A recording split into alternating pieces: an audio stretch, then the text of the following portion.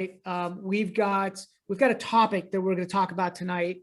Topic is an important topic because I believe that this is how a lot of people, especially not even inexperienced people, experienced people, get a lot of their deals through their dream team, through their network. This is why we host the Grid Investor Network here in this Reston location. And soon enough, starting next month, we're going to have them live. We're going to have them in person again. So it'll be a hybrid. We'll be both in person and we'll stream them. In person, there's just a different level of engagement and chemistry that happens, relationship building that happens to do deals. So I'm excited to get back to that, right? So I welcome you guys out to come out personally next month as we talk about the next topic. But tonight is about how to build your dream team, right? How to accomplish more with leverage. So Danielle, when you think about that, what does it make you think about? Honestly, I can't do what I do without my dream team.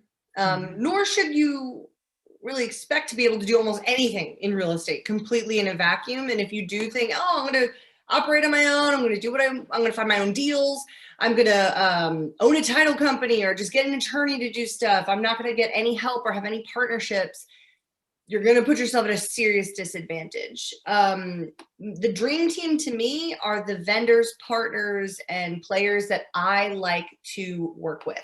And because they care about my clients as much as I care about my clients, and me, because I'm often their client too, as an investor agent myself. So, yeah, I was going to say with that, you know what, we just kind of started jumping into this, and we didn't do any kind of real formal intros. So for those that don't know, my name is Rob Chevez. I am lucky enough to be one of the facilitators of this incredible group, along with Danielle and with Mark Beckett. Mark's not with us because we're launching in Tennessee, Knoxville, Tennessee tonight. So he's helping launch Grid in Knoxville, Tennessee. We're building an interconnected network of little mini masterminds at the local level where we could do deals. Like, I'm interested in investing in Knoxville, Tennessee. So I'm excited about having a Grid partner there. We started this group over a decade ago. I love pouring into the community to help you guys understand how to build wealth through real estate. I mean, that's the whole purpose of this, is right, helping the community build wealth through real estate. And we really I believe that a lot of this is built through collaboration with your investment community, with your dream team, with your team, right? And so this is a topic I'm super passionate about tonight. I told Mark, I got this one, right? Mark loves to talk about, estimating renovations. I love talking about marketing and doing deals, right? And Danielle is my partner in crime in CAZA, right? She runs our investor team, really our CAZA development services team, right? Where we help a lot of our builders and our investors do their business at a higher level, right? So excited to have you on here. And by the way, if she's got to duck out here in a little bit, just for 3 or 4 minutes, it's because she has to ratify a contract for a client of hers. So yes, great job. Right. I'll be right back. Awesome. And what Danielle did is put in her contact information into the chat, right? I'm going to encourage you guys to do that as well, so that you build your database with each other's information. So what happens is your income is in direct proportion to the number of people that you talk to consistently about investing.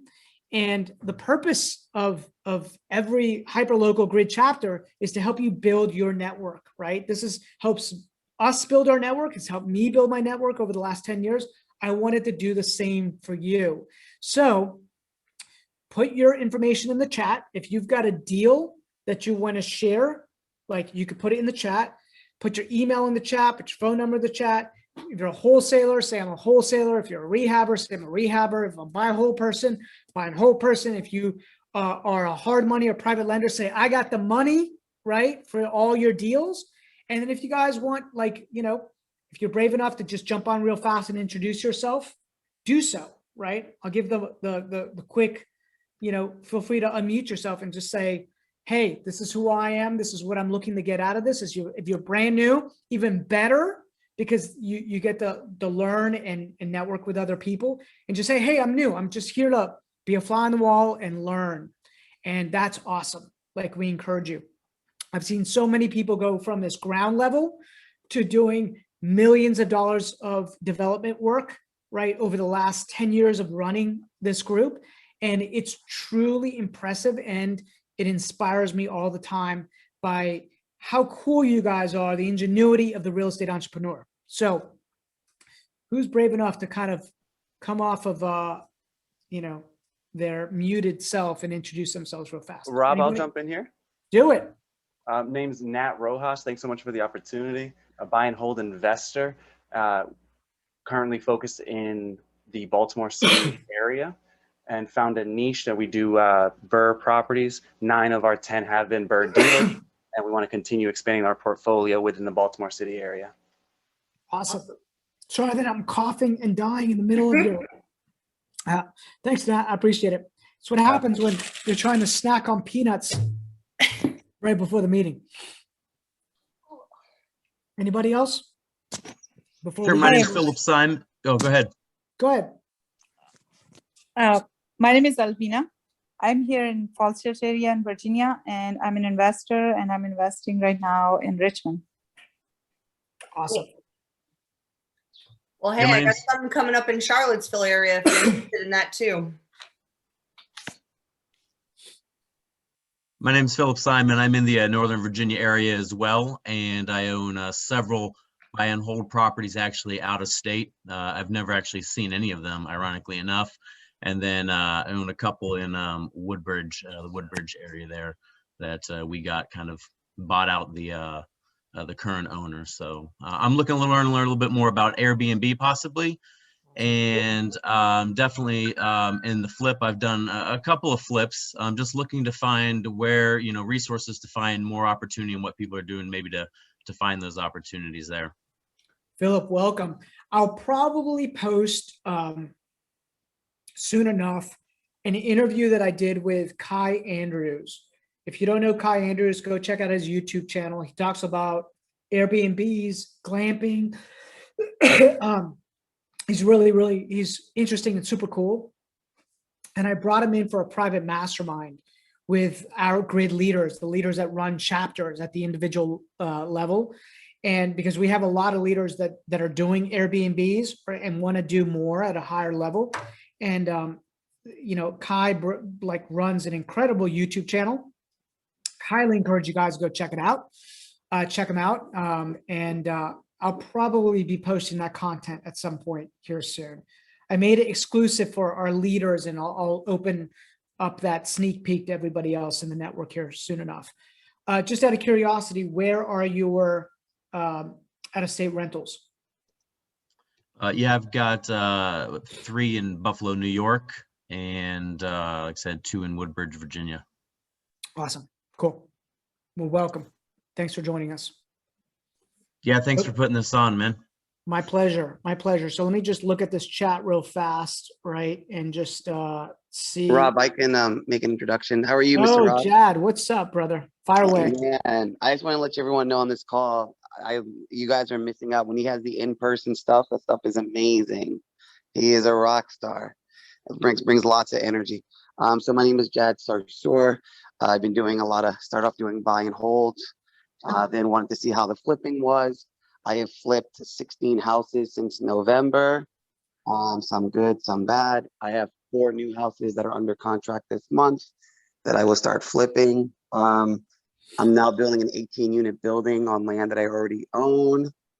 And I never miss Rob's meetup. No matter how much money I make or lose, I'm always going to be listening to Mr. Rob. Jad, I appreciate that. Hey, man, and I got to tell you, like, my hat, the amount of information, the amount of action that you do is amazing. And there's so much learning that occurs, right? Like when you speed up your cycles the way you've been doing with all these deals, your learning curve goes through the roof, right? Like, yeah, managing one project's easy. Managing a bunch at the same time difficult, right? Yo, it's very stressful. The biggest stress is the monthly hard money payments. Like when you owe 20,000, like when you thought a house would be done in 30 days or 45 days and you get a stop work order and now it's like 60 months or you get to stop another one. And so now the houses that you thought would only be 3,000 a month, now all the houses start to accumulate and you wake up one morning and you're like, holy shit, I owe $20,000 this month in hard money. So, but then you become more efficient. You know, I can knock out houses now in 30 days and you learn from your mistakes. I had a $40,000 septic problem, then another $30,000 septic problem. I just bought another house out in Catlett, but I made sure to do a septic inspection. So I'm learning from my mistakes, hopefully. Yeah, you are, man. And by the way, that's Oh, what you we know, do. another tip, Rob, for everyone on this call. Sure. If you're gonna do a house, and I bought this house in Baltimore, I bought it for 300,000, put 148,000 into it, and now I can sell right now for 605. The appraisal even came in the highest comp in the zip code. There's only one problem, Rob. You know what that is? What's that? So I used a local title company in Fairfax, and I bought it in January, and all they had to do was one thing, Rob, which is just record the deed. Okay, that's all I needed them to do. January, Rob.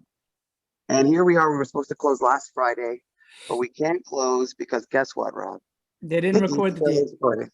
Because it keeps getting bounced back because they don't really know what they're doing in Baltimore. So they keep sending the wrong tax amounts and wrong deed amounts. And so I had to let the people move in early because they sold their house based upon getting my house. So that's another lesson that I learned. Like always use a title company that is right next to where you're buying the home. The people in Fairfax, I mean, I bought it in January. How is it not registered June 1st? Well, this is why we're building a dream team, right, Danielle? This is the topic tonight. This is like one of the most perfect examples, 100%. And Jad, actually, what you just brought up, I've been talking to a lot of the investors that I work with that develop in Arlington and do infill, because Arlington is only up to November of last year in recording deeds.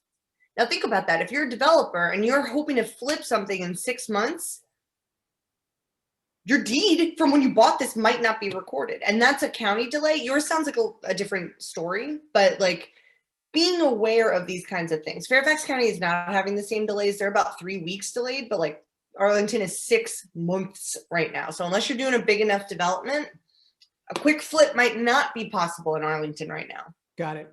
And let me just jump in real fast because our high C Mark Beckett isn't here to be like, hey, legal stuff, Yes. right? What we're doing is we're just showing you what we've done. We're not attorneys. We're not accountants. You know, your mileage is going to vary. Vet people out in the group, all that good stuff, right? Mark would always get mad at me if I don't do that. So I'm doing it in the spirit of Mark Beckett. Okay.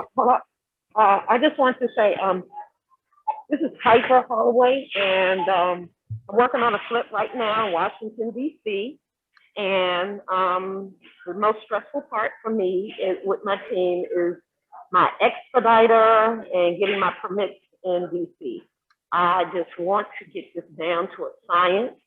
And I think that's my biggest angst right now. Once that's going through, my renovation is pretty easy. And I do a full renovation usually. I have to, but this is the part I want to learn about, the expediters and getting the permit. Piper, is this your first one in DC? This is my third in DC. And it's just, it drives me crazy. DC's tough, girl. It's tough. It is. You really got to kiss a lot of frogs to find your dream team. It is. That's the one frog that I want to turn into a prince. Yeah. And it's just like, well, the last one, it wasn't too bad, but my expediter, I just need somebody who is so sharp, get me in there and get me out. And if you all know anybody, please hit me up in the chat. Yeah, we do. Yeah. We can send you some people. So let's talk about this dream team. Like, what is a dream team, right? I mean, here's, and Danielle said this before, right in the beginning, no one succeeds alone, right? Your contractors, your service providers, your partners, I mean, they are critical to get your deals done quickly. Just like Piper's experiencing this right now in DC, and Jad's experiencing this when he's had delays, right? With the title, I mean, your partners, your dream team will make or break you, right? A bad contractor will crush you in this business, and a great contractor will make you look like a superhero. So it's super important to find these people that are going to help you build an amazing business, because that's what you are in. You're in a business. When you're a real estate entrepreneur, even if you are a solopreneur, you're a business owner, and you need, you know, let's kind of go through some of the different peoples, right? We'll go back. You're going to need title partners, expediters, contractors, junk hauling companies, real estate agents, right? The list goes on and on and on. And by the way, they're not all created equal, right? One title company might be awesome in Baltimore and not so great if they're trying to do something and they're out of Fairfax for Baltimore, right? And not all contractors are created equal. We all know that, right? Not all CPAs are created equal. Not all agents are created equal. There are truly people out there that are the best of the best, and they help you save a ton of money, and they make you make a ton of money. So how do you identify these superstars? This is what Piper's asking. Like, how do I find a superstar expediter? Piper, one thing I would do if I was you, right? Obviously you could ask here, like the network is always a great place to be. And if anybody's got a great expediter for Piper, Mark is not on here right now. He would have an expediter for you. The ones that we've used for years. He'd put it in the chat. Please put it in the chat for Piper. But I would also see who's doing a ton of deals in DC and ask them. And believe it or not, people will tell you. They will share. Yes, you're going to come across some of those people that are hoarder mentality. Like they don't want to help anybody. They don't want to share. Those people do not go a long way. This business is a small business, right? This is why we call it collaboration and co-opetition and not competition, right? It is collaboration and co-opetition that helps the world go round in this business. We all need each other, right? Danielle, do you have something to say about that? Expediters, DC, you probably have some contacts you can help put her in touch with. Oh, for sure. Yeah. And Piper, I have your email. I'll shoot you an email afterwards. I find that a lot of times for that, if you have a really good architect, that architect has an in with the city and they can help. So let's chat, because also the contractor that you really like, they might have the right architect who can get it for you instead of hiring a third-party expediter. So that could be another way to go around it, and limit how many people you have to hire separately. My problem is this: my architect, he's used to going in there, DCRA, talking to the people. Well, when that pandemic hit, you can't go in there. You better know your software. You better know about project docs and everything else. And it's like, have you not done a big project to have to go in and do the software? And, you know, it's not this face-to-face thing anymore. You can call people, but still, you got to be a little more on your Yeah, you have to be thorough with your paperwork. game with that. So I'm sitting here waiting for my. Yep. Yeah, I mean, You can connect after. Definitely have some recommendations for you. yeah, what I find is that especially DC, this is where investors get slaughtered, because if they don't know how to navigate DC properly, it's red tape, and it just drags on and drags on and drags on and drags on, and you got to know what strings to pull, right? And yeah, so I would suggest that you talk to Danielle afterwards, and she'll put you in touch with some people that because Mark's who's helped do all of our DC projects, and he. Okay, and I do have his email, but I'll wait to see what you have as well, Danielle. This is my only. Everything else I do in DC, I would not keep going to DC if it was not very profitable for me. Oh, yeah. I've done really well with the last 3. And this one is moving right along. I'm doing everything I can do up to the point of needing a building permit. But I'm at that point where I just need that approval done. And I would love to get this one little golden nugget put into my little, team. And then I can have dream team instead of nightmare when it comes to my building permit. Yeah, for sure. I hear you. Well, touch base, shoot an email to both me and Mark, and we'll help you out for sure. Will do. Thanks. So, Mark has got on here, and I love this, right? Because this is why we started Grid, and this is why we do what we do. Gary Vee would call it jab, jab, right hook, right? Be a go-giver, right? Giver's gain. Become a resource, and you will get resources given to you, right? Resources come when people see that you're also a sharer. So connect with the people around you, right? And ask them who they are using, just like Piper's doing right now, and then pay that forward, because I really believe, and if you haven't read the book, The Go-Giver, it's a great book that's leading, coming from contribution, completes a circle for you, right? It completes the circle, and opportunity, people, resources just start getting attracted to you because you're leading with a go-giver philosophy, right?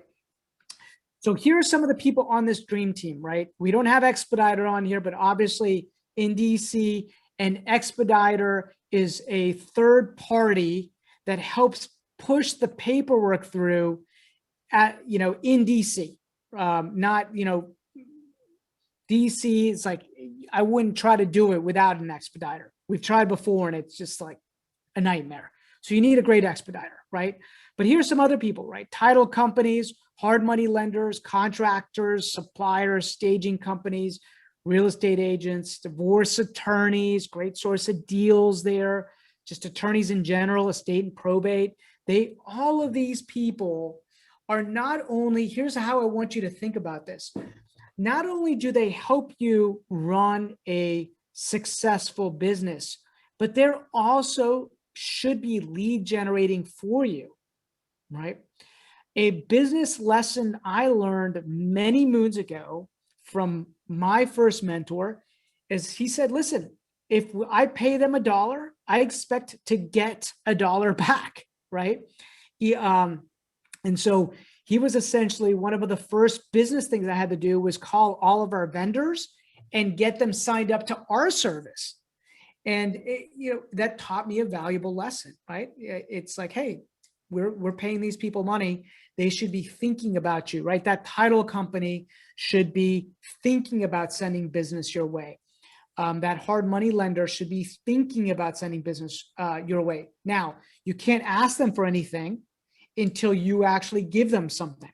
And I believe in, for every 2 to 3 deposits you make into the cookie jar, you have the ability to withdraw a deposit. Some people call it the 5149. I always want you to have, Piper, as an example, 51%. I want you to always feel like your cup is more full than my cup. As soon as you start feeling that my cup is fuller and that I'm a taker, like the relationship changes. So this is something I want you guys to really wrap your noodle around, right? If you've been a giver to somebody, then you've earned the right to be able to ask for a referral, ask for help, right? Some people think, well, doing my job is good enough. I'm part of your investment dream team, and doing a great job is enough. And I'm telling you, it's not enough, right? There are a lot of good people that can do great work out there. You've got to find them. They're there. Not only do they need to be great partners, but they have to see you as a business partner as well. Anybody have any questions about that? Well, and also, Rob, I think there is a component of wanting to also work with you because they enjoy working with you. You know, likability can be a little bit of a factor. I don't want everyone stressing about, oh, I've never worked with this contractor. What if they don't like me? They're never going to work with me. That's not what I mean. It's when you create a really nice process with whoever you're partnering with, they're going to want to do more work with you. And therefore, that's how it becomes this mutualistic relationship, this give and take, this give and get. You know, I scratch your back, you scratch my back, and it becomes symbiotic. And Yeah. that's when it really starts functioning at a high level. That's when you know you're really cruising, because you Yeah. can really set it on cruise control. And, you know, Danielle, the truth is, like, not everybody, we're all different, right? We all have different likes. We all come from different backgrounds. And so your dream team will be unique to your personality, Mhm. right? To how you communicate, right? Yep. And so you got to find the right team for you.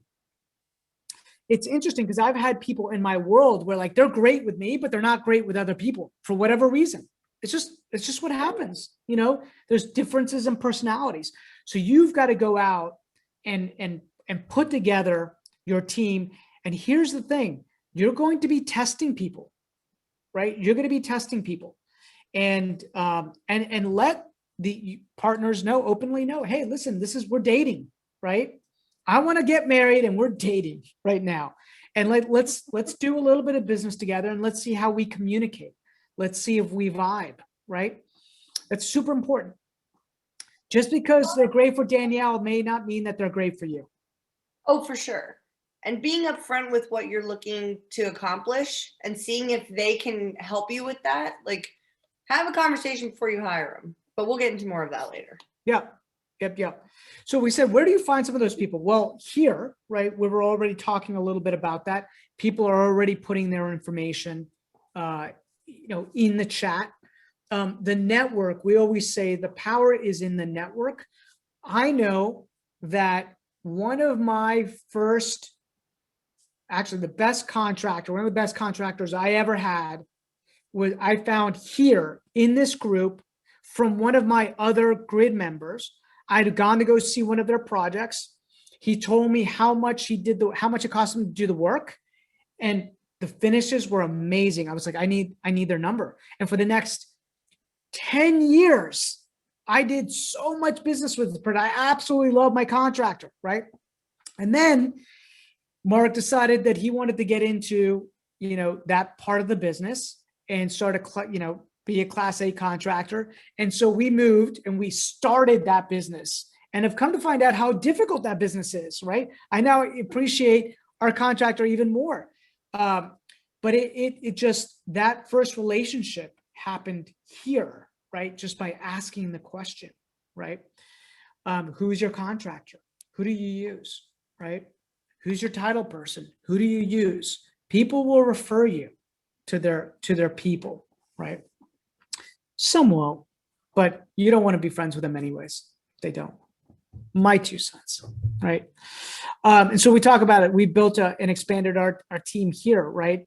This is why we started Grid. So it's great. You have all these people. You put all these people into your system, into your network. Then what, right? Then what, right? Call, engage, the lost art of checking in, right? Here's what people forget. As you build your dream team, guys, you are part of each other's. You're going to have what I call your superstar dream team. And then you're going to have your dream team that's outside of that superstar dream team, right? You're going to have what you call like your A's, then concentric circle out of that, maybe your B's. And what happens is all of these people are also the same people that are going to potentially bring you business. When I first started in this business, Danielle, I remember thinking I needed to segment everybody perfectly in my database. Hey, my contract, like I want my contractor segmented here, and I want my lender segmented here. And I only want to communicate certain messages to my contractors and then certain messages to my lenders. And guys, let me tell you, that's a big mistake, right? Because everybody at every period of time, and we're going to go into detail, should always be knowing in your world, should always know what you do.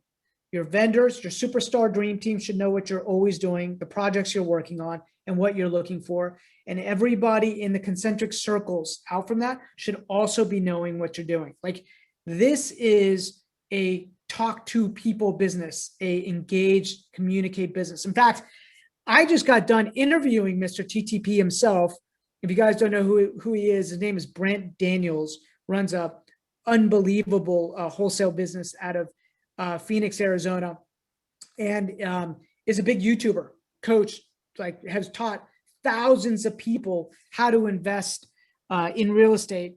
And his biggest thing is like talking to people, right? Having a database of people that you're going to talk to. And so we want to cover a little bit of that tonight, because there's a lot of power in that, Danielle, right? Of having a database of people, right? So today, everybody loves to hide behind texting and social media and all the rest. It's great. It's fine. Like, obviously, we're doing that here. We're going live right now on Facebook. You can get the word out to a broad audience, but a good old fashioned, hey, Piper, how are you doing? What's going on in your world? What projects are you working on? How can I be in business with you? What can we do? So powerful. So powerful. Human connection, right? And especially today, I mean, I don't know about you guys, but I'm excited about getting back and having cups of coffee with people, finding out what they're doing with their projects. So, lost art of just checking in. How can I help? How can we do more business together, right? So, anybody in here, part of their business plan to talk to a certain amount of investors or take a certain amount of people out for lunch or coffees? Anybody do that here? Rob, I did a memorandum where I paid a lot of money for an attorney to like raise money. I think memorandum B, I believe, something like that. It's like a private placement memorandum. So I spent a lot of money on that. I did do 2 business plans for investors. I did one for buy and hold investments for single families all over the country, and I did another one just for flipping. And yeah, I spent a lot of money on that too. I think I spent $1,500 for each business plan, then another 10 grand for the PPM to get that going. And so what you did was you went out, you engaged with people to help you draft these things, and they became part of your network, your team. Right. I mean, whenever I was raising money, I would just send it to people instead of doing the pitch all over again.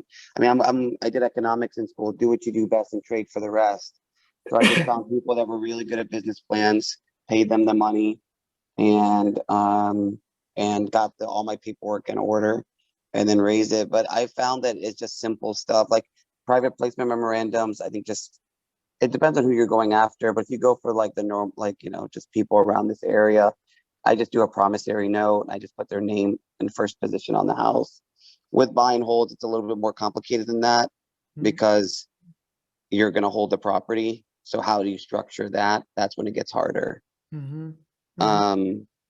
So yeah, but with buying and holding, what I would say is like, it depends on them. They can go like 70-30. If I'm the managing partner, all their money will be paid back first, and then we can split the rents as they come in, etc. But yeah, that's it.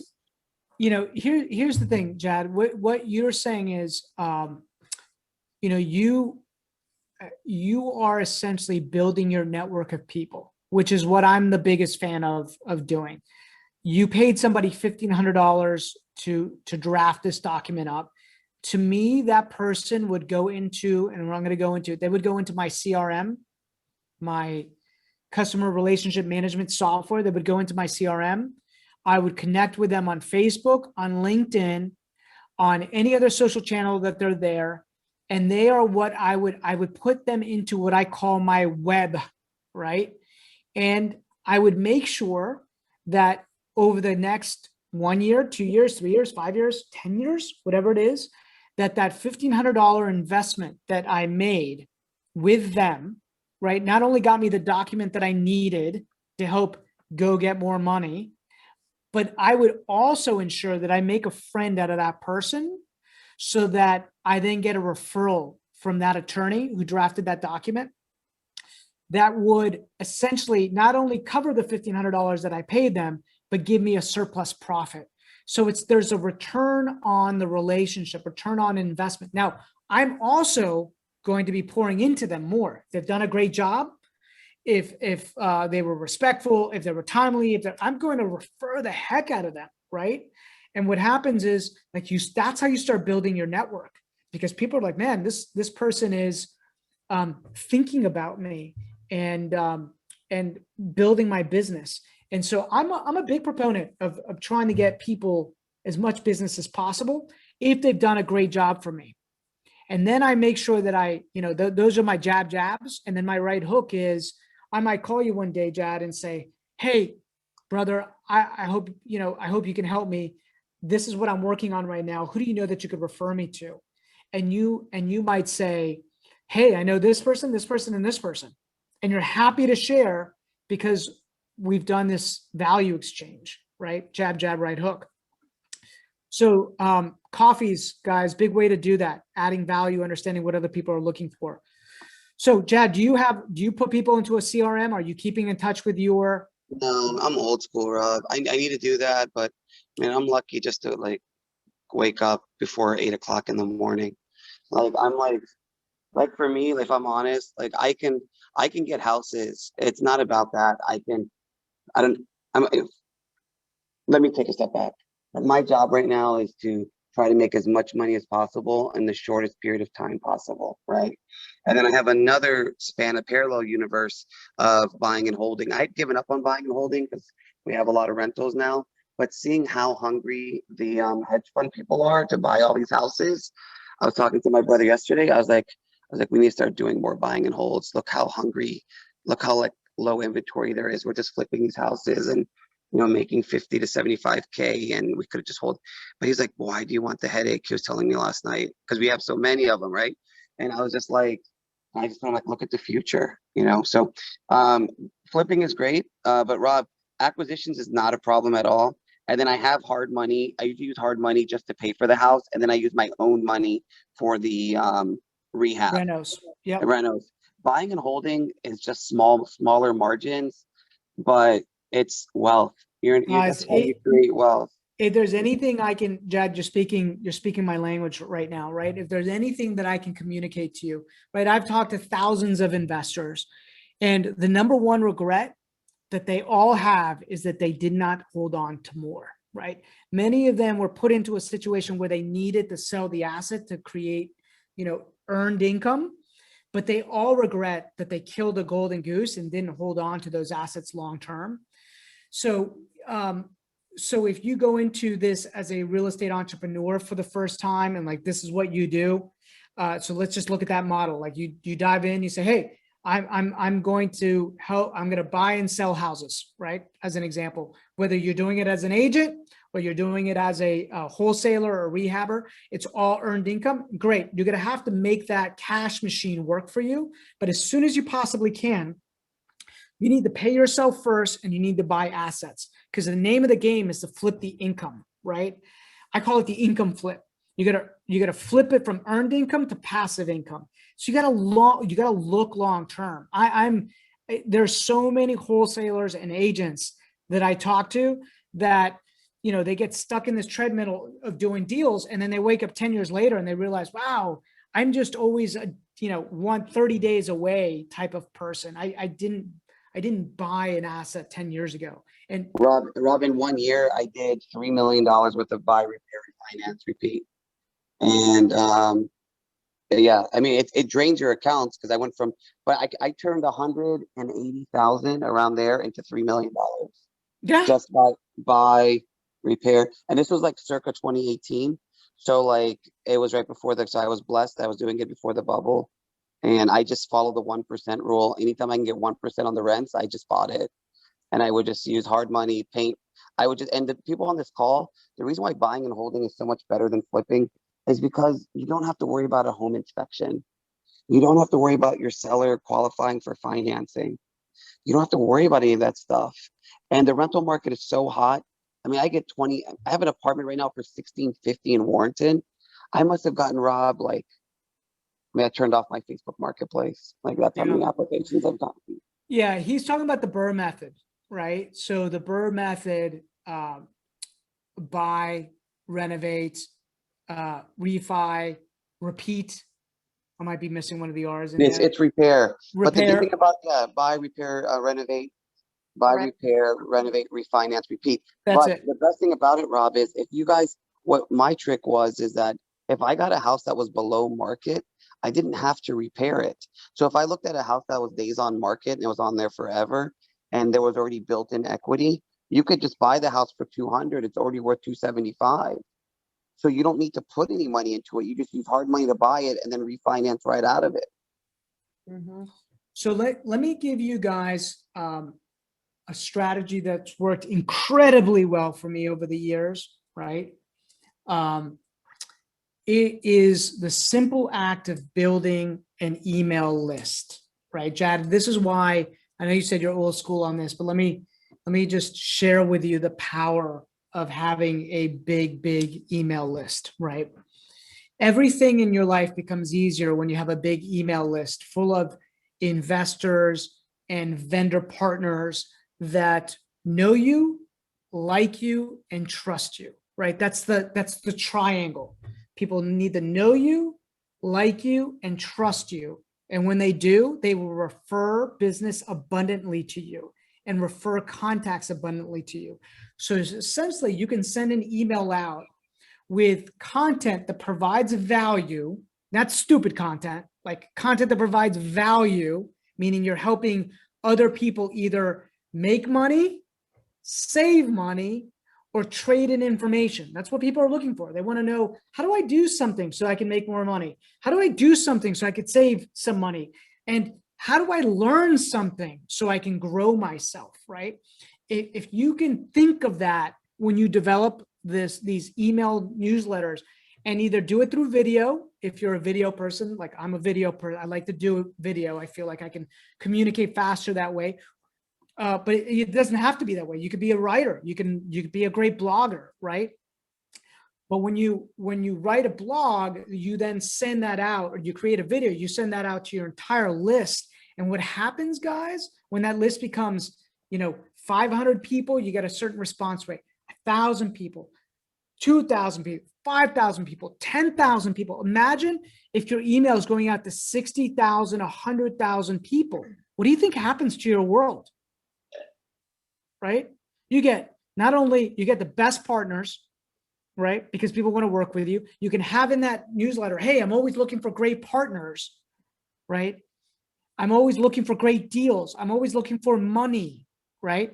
And when you send it out to thousands of people, you create the law of large numbers. I mean, this is why people are building massive following on Instagram, on Facebook, on YouTube. Your email list is the same thing. And by the way, who's familiar with Russell Brunson?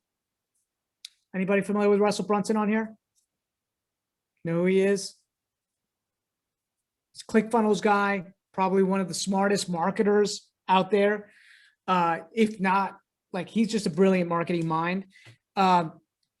Everything they talk about, every social channel you have, all of it, you're vulnerable to the platform unless you get the email or the text or the phone number. That's why if you go online, you see everybody saying, hey, text me here. I answer all your questions, because they know that your phone number is forever, for the most part, for many of you, right? I mean, I've had my phone number for 20 years, something stupid, right?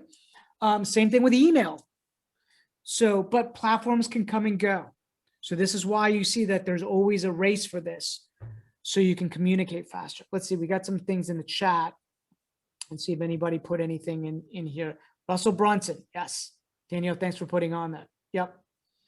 Yeah, he brilliant marketer, really smart.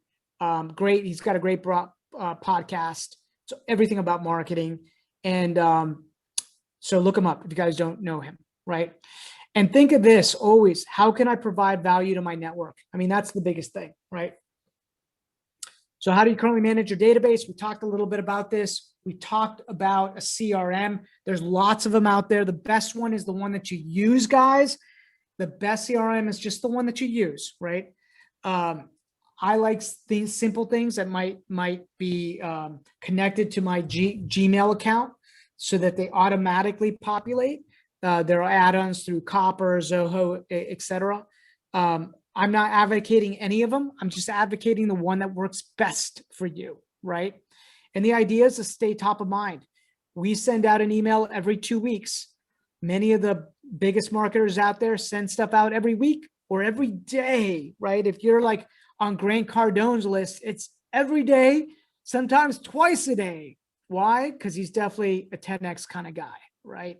He's always talking about doing more than anybody else. Because attention, let's be honest, is one of the is being top of mind, super valuable these days, right?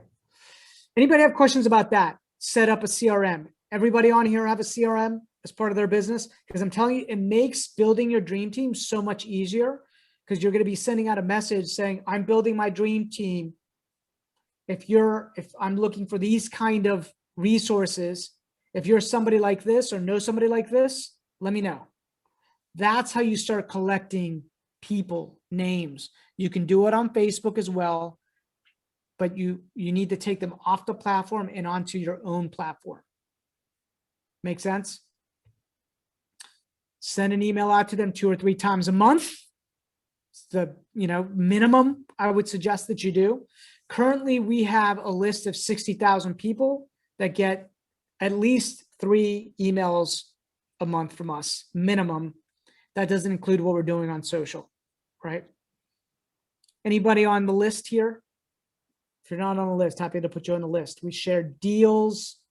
We share ideas, tips, tools, advice, right?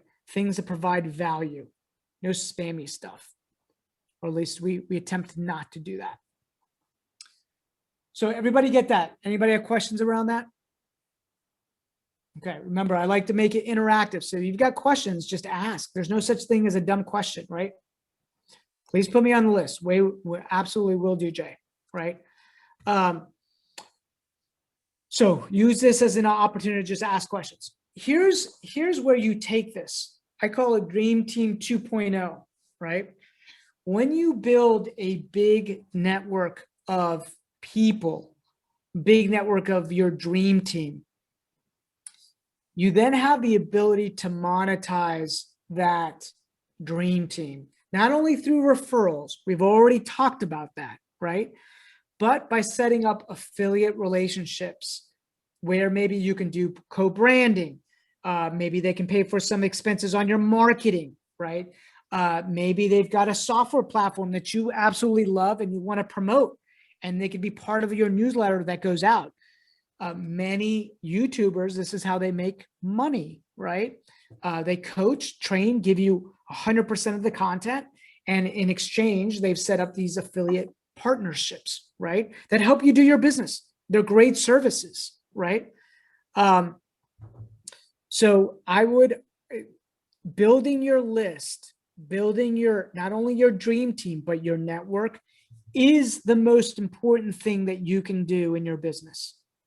See, learning how to wholesale, fix and flip, lending money. We teach these topics through the year, throughout the course of the year, but they're all just tactics, right?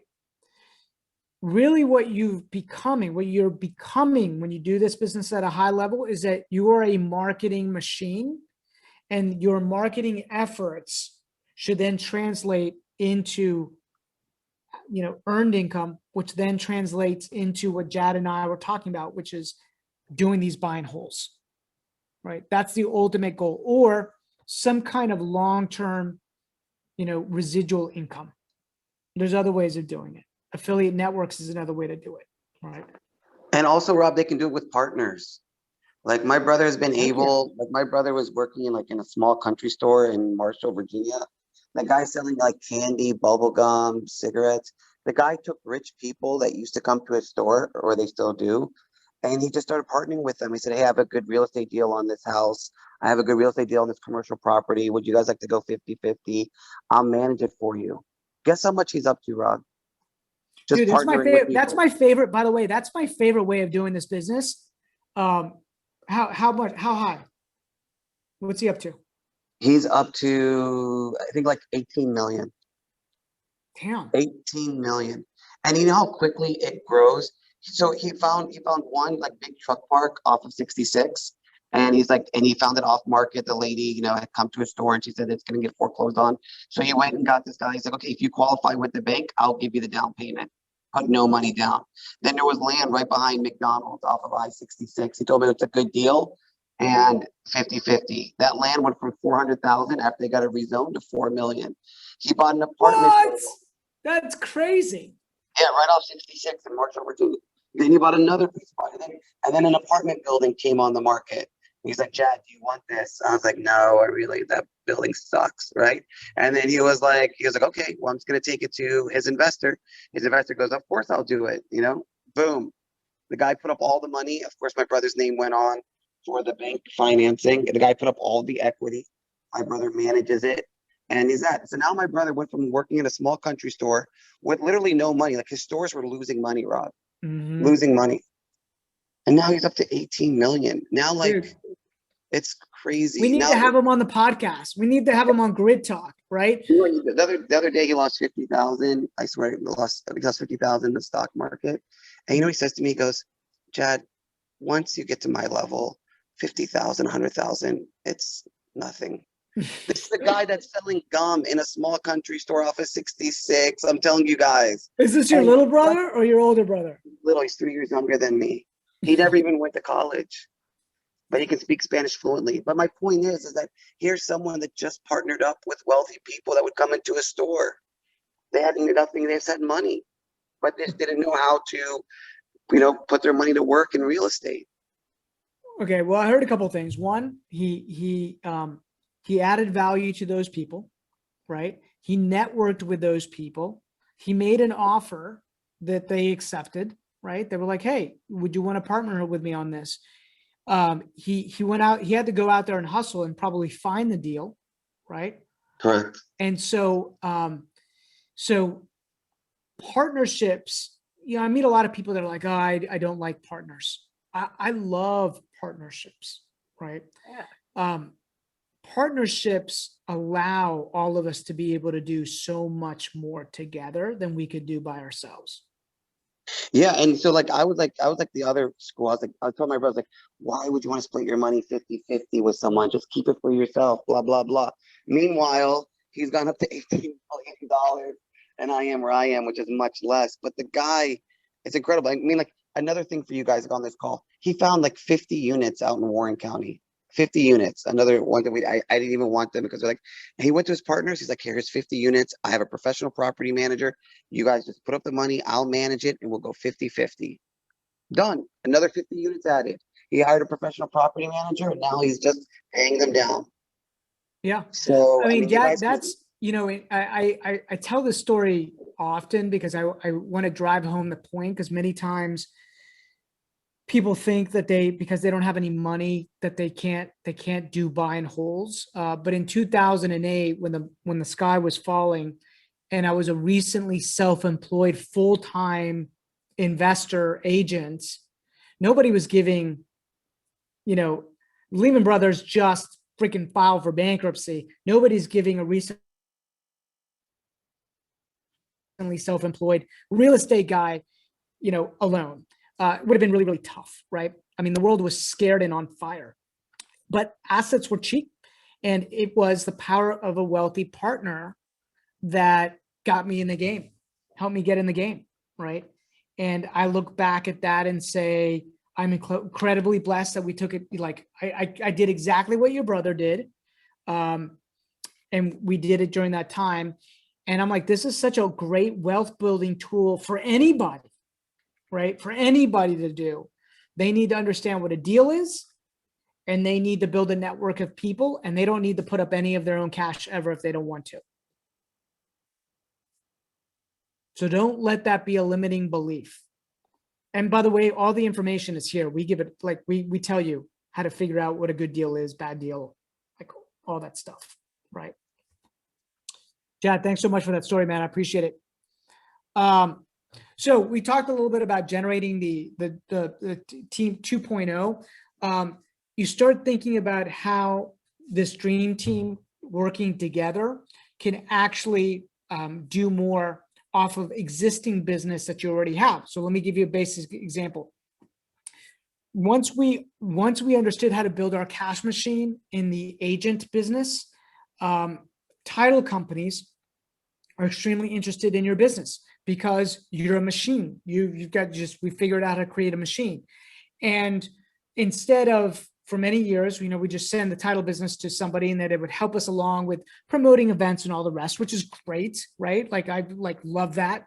But really what I wanted to do was build a partnership with those people so that we owned 50% of that business and they owned 50% of that business. And that's what we did. We were able to take that partner that we had tested for many years and set up a new entity. And now we own a portion of the title business doing the exact same business that we were doing, right? We're just doing exactly what we were doing before, that we're already a great partner. We just decided to become better partners, right? And be business partners. And so you could do that with title. You could do that with mortgage. You could do that with, Legal Shield. You could do that with cabinets. I know that Mark set up a relationship with one of our partners to do that with cabinets. So start building these relationships. Super important. Anybody else have a partnership that they've taken their existing relationship and have plussed it and either made them a partner, a business partner, or is thinking about doing it? Okay, it's not complicated to do, guys. You can absolutely do it. Rob, we did a recent one.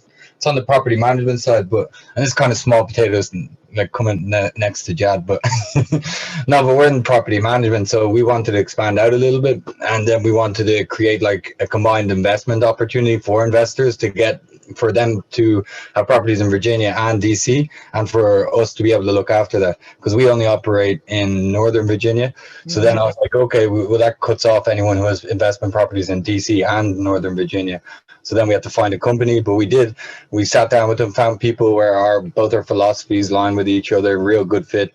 And then, we formed a partnership now where one part is to send traffic each other's way, but then the other opportunity is to become an option for investors in both areas, where you'll have a DC specialist and a Northern Virginia specialist. I think that's great.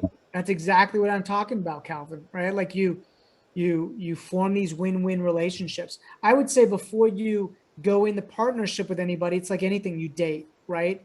You send them business, they send you business, and you really figure out, are we really a good match for each other, right? Are we really a good match? You do that 3 months, 4 months, 5 months, 6 months. And then at some point, you might even say, hey, let's combine, let's go deeper. It's easy to set up referral networks, right? Like agents do it all the time, all over the country. There's referral networks like, hey, somebody wants to buy a house in Tennessee. I got my referral network in Knoxville, referral agent in Knoxville, Tennessee. They happen to be a grid partner. That's part of our strategy, right? Same thing with Miami, Florida. Same thing with Austin, Texas. Same thing with, Philly.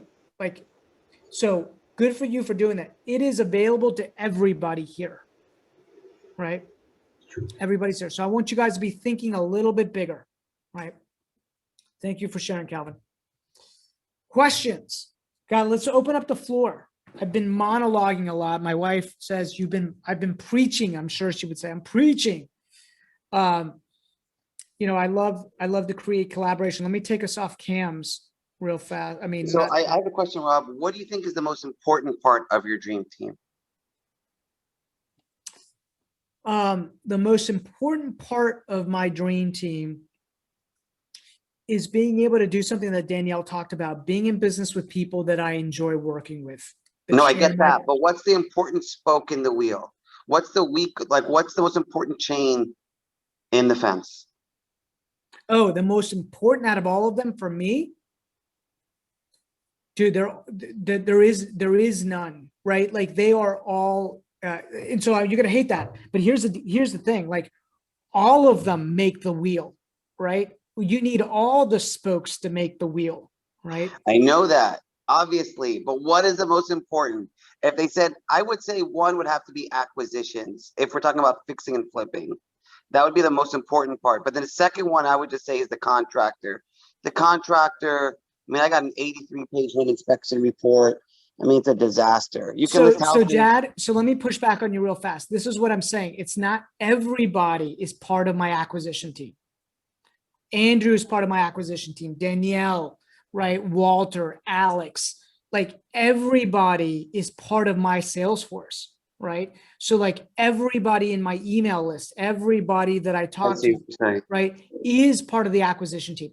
Now, that's why it's hard for me to answer, because it's like I never know when the next deal is, where it's going to come from. It can come from my mailman, right? It can come from, but I'm going to make sure that everybody knows. So that to me is like, hey, nothing happens without a deal.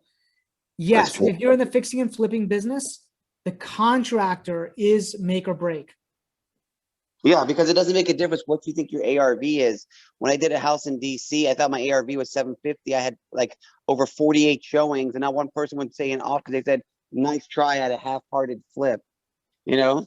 And so your ARV, what you thought would be 749, turned out to be 700, and you're lucky just to get it off your books because your contractor was garbage.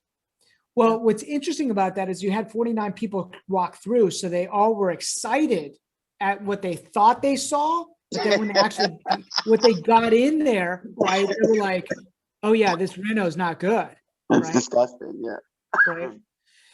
So it makes, but by the way, it's just not your contractor, right? Like, here's what I'm saying is a contractor could go in and be really good at doing work, but they may not be a great designer. They may not be good at picking the finishes and the colors, right?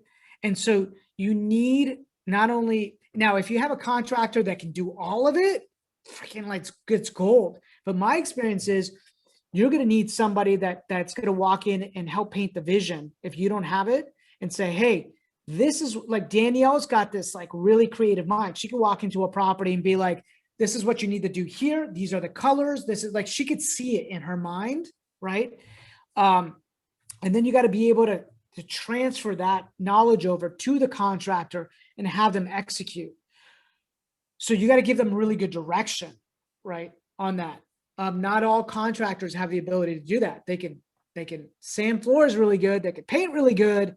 Oh my God, Rob, if I send you a picture of the granite countertop that my contractor picked out for the house in Riverdale, it looked like it's stuff that belonged in an apartment. I said, what the F is this?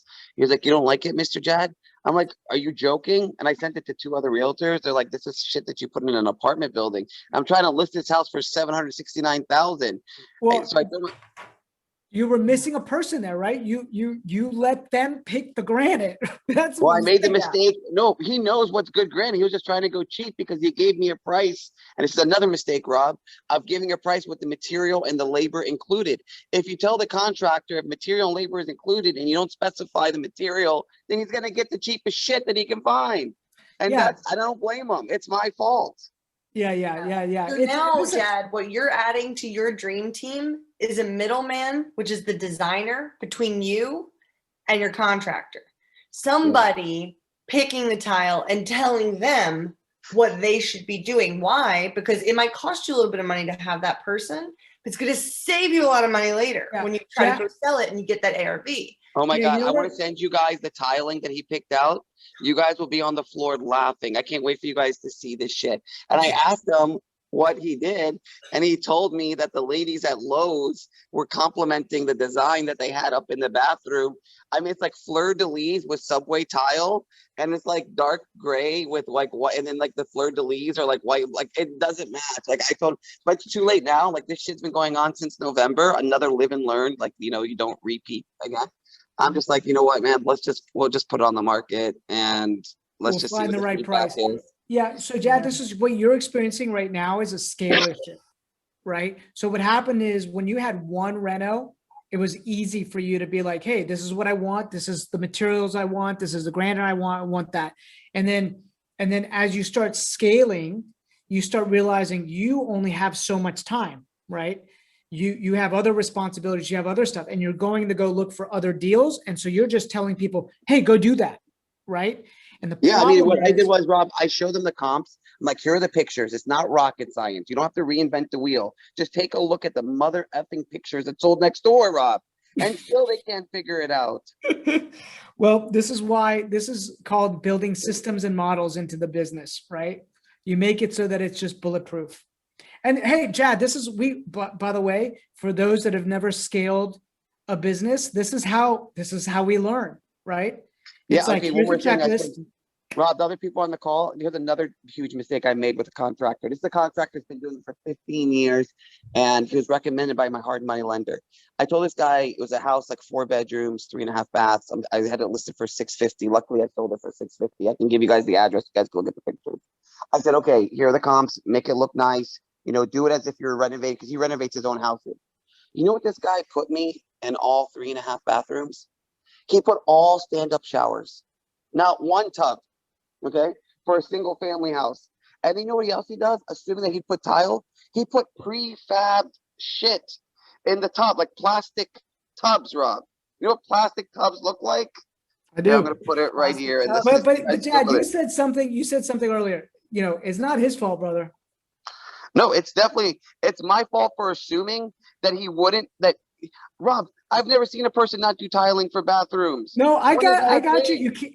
Hey, we can't assume anything, right? Well, yeah, we can't assume anything, guys. There's such great lessons like from this, right? Like literally, you can write a book. Jad, I want you to write a book and be like, the 101 mistakes I made that I don't want any of you to make, right?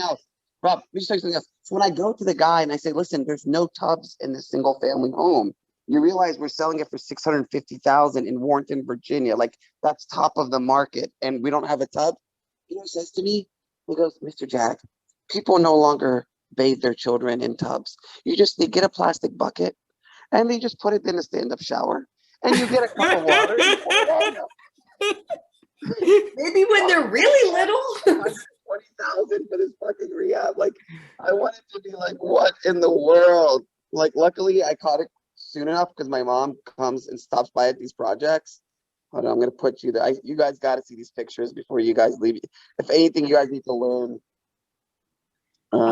If you put the link in there, I can pull up the pictures and we can look at them. Who else has a question about building their network or people? Like, so you might be asking, who do I need? Here's, who do I need first? Who do I need? Like you need a good, obviously we're talking about this. You need a good contractor, right? Absolutely. You need, I believe, somebody that's going to be good at giving you analysis of what the ARV is until you get really good at it, right? Yes. So that's going to be an agent more than likely to help you, or it's got to be some kind of partner that's been really digging into the numbers like quite a bit. If you're a buy and hold investor, you're going to need a property manager, right? You can manage your own property yourself in the beginning. Some people don't want to, busy doctors, attorneys, they don't want to. But eventually you just realize, listen, I need to let somebody else manage it so I can focus on other money-making activities, right? Your time is money, and you got to figure out what the right balance is for you. So let me pull this up right now for Jad. But anybody have questions as I pull this up? Rob, I do. I'm actually in the middle of like creating this kind of network, which is why I think today's like call is so like valuable. Well, how do you initially, like when you make that first contact with someone who you think, oh, maybe they could be in my network, how do you go about like creating that initial, I guess, like connection, trust, building that initial thing? 'Cause sometimes I see people, I'm like, they're great, but then they seem like either too busy or they're a bit like standoffish, you know?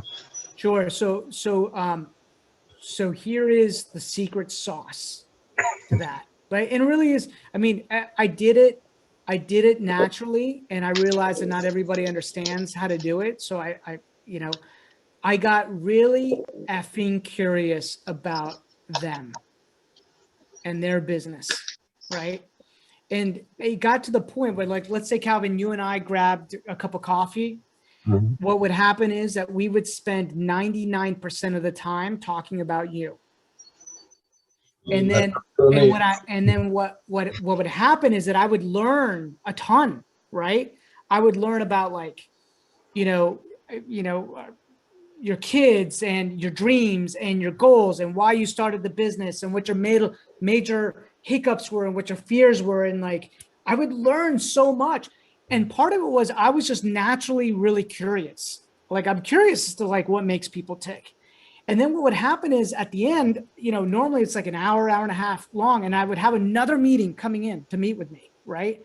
And I'm like, hey man, I'm sorry, and what would happen is, you know, you might go, oh my God, like I did all the talking. I didn't know, like, how can I help you? And I would say, don't even worry about it, man. Like we're going to continue talking. Like, we're just starting this relationship, right? And you walked away feeling like you'd been heard, felt validated, listened to. And that's how the relationship would start, right? And so in the beginning, I just get freaking curious and like figure out, do I want to be in business with this person? How are they treating the person that's pouring the coffee, right? How are they talking about their spouse? How are they, like, I'm freaking analyzing everything, right? And because I want to know, like, hey, I'm going to go in the business with it. And I walk away from the meeting being like, there's something to that person. There's substance. I want to be in relationship with them. So then what I would do is I would follow up and just be like, hey man, let's continue chatting. Like, I loved learning about your business. And by the way, that's where I would make a deposit. I would lead with giving first. I'd be like, Calvin, I know this person, right? I think they'd be a great fit. I want to connect the two of you. And so I developed this whole premise called being the connector. Like, I wanted to be the connector, right? And when I teach my team how to do this, like build a big business, I teach them by being a connector first. Hey, connect people, right? So this is why I wanted to learn about everybody on here, because I want to know, how can I connect Andrew and Calvin and create what I call social currency, right? And social currency goes a long friggin' way, man. Goes a long way. So get curious. Hey, thank you. Yeah. Okay. So I was pulling up these pictures. So let me see if I can share this real fast. Now, also had a contractor. He did a house for me. Another one who's licensed, and he forgot to put an oven in the house. An oven, bro. Well, yeah, that's a problem. Okay. So it's okay. Curb appeal's fine. It's winter, right? Or chilly, no leaves.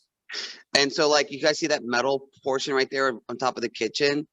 Like, that ended up bending after I paid the contractor. So I had to bring someone else to come back and fix it.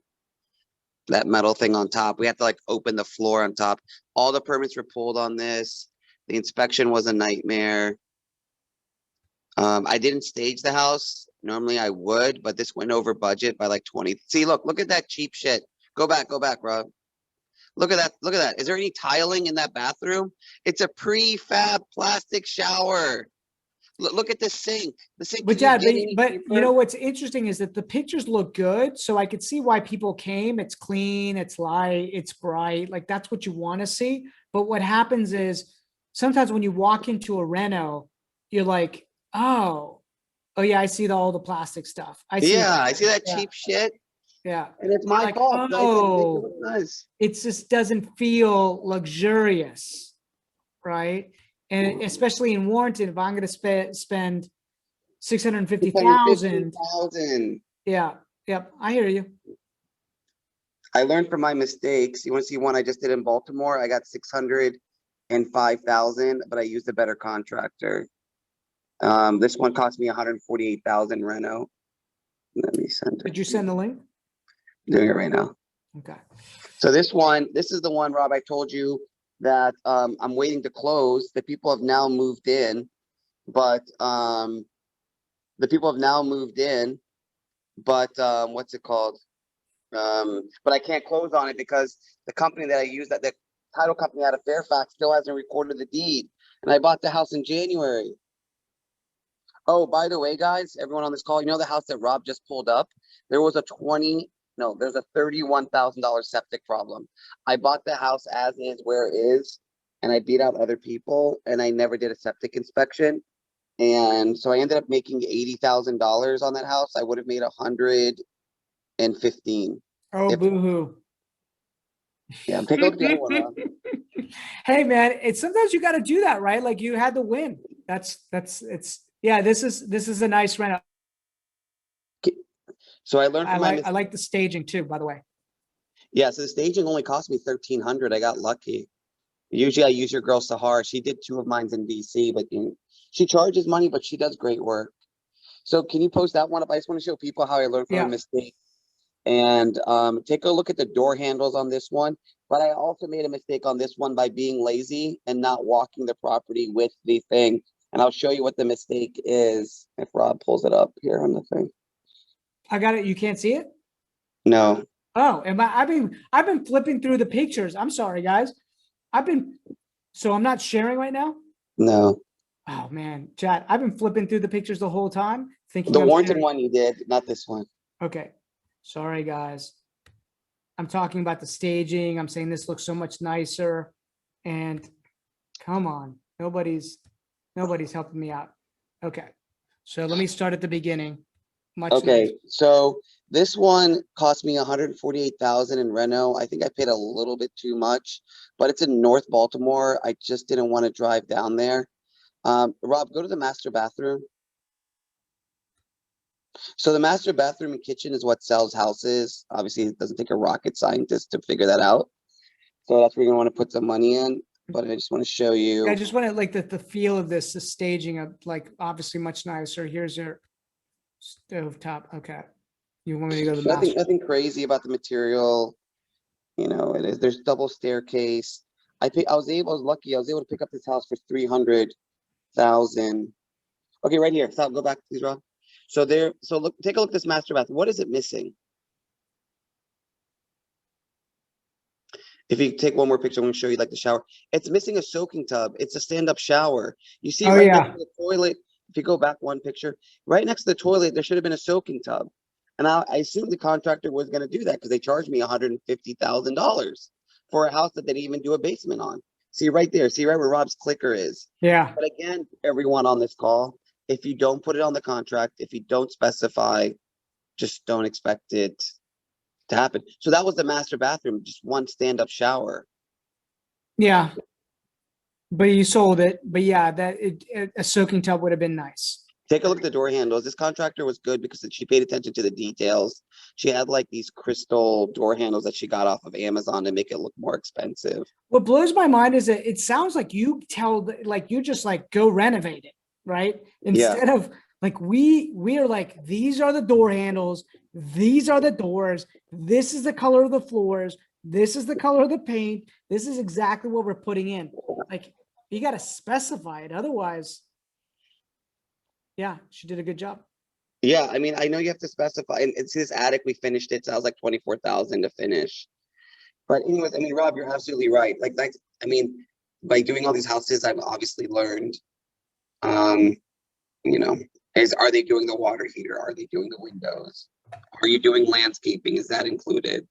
Well, Jack, because it sounds like, and I mean, it sounds like the way, and this is why having a good relationship with somebody in your dream team could do it. Like the reason people don't know, Mark Beckett, my business partner, came from this room like 12, 13 years ago, right?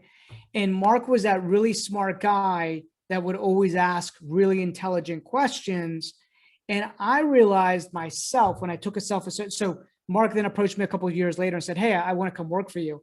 And I realized that I was a deal maker. I like putting deals together, but I hated the details. I hated having to pick the colors. I hated having to design it.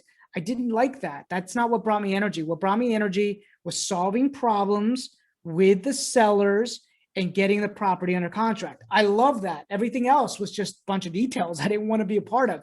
Mark completed the circle because Mark loves picking the tile and loves picking the tub and loves doing this. And I'm like, great, this is perfect.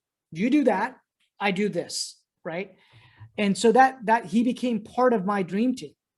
Now he ended up joining the organization, but it could have been somebody that we just, hired. So guys, it's 8:25. We're an hour and 25 minutes in. It's been long. It's longer. I know these things are longer when they're zoomed, right, than in person. Hopefully you guys have gotten some value out of this tonight. We appreciate you for joining. For those that don't know, you can go to the website. We've started a marketplace. You go to gridinvestor.com. Back there, we're going to start putting some very in-depth training on things like this, right? How do you actually scope out the work? How do you renovate and estimate the rent, the renovations? I think Mark has something back there already, like how to estimate the renovations along with all the spreadsheets that we use, right? And you're going to start seeing more and more of this content being built back there. So just our way of adding value to you guys, right? If there's anything specific that you guys didn't hear that you want to know right now, feel free to reach out to me, email me, call me, DM me, call Danielle. Like, we're an open book, guys. There's no like, secrets in this business. We built this business by being open and transparent. So does anybody have a final question before we say goodnight and goodbye to everybody? Okay, guys, been my honor, been my pleasure. Andrew Stewart, good to see you on here, brother. Been a long time, right? Got to catch up with you and grab some coffee at some point. As always, guys, we appreciate you. Thank you so much for being part of the network. Thank you, Rob, for hosting. Talk to you soon. Have a good night, everybody. Take care. Bye. Bye-bye.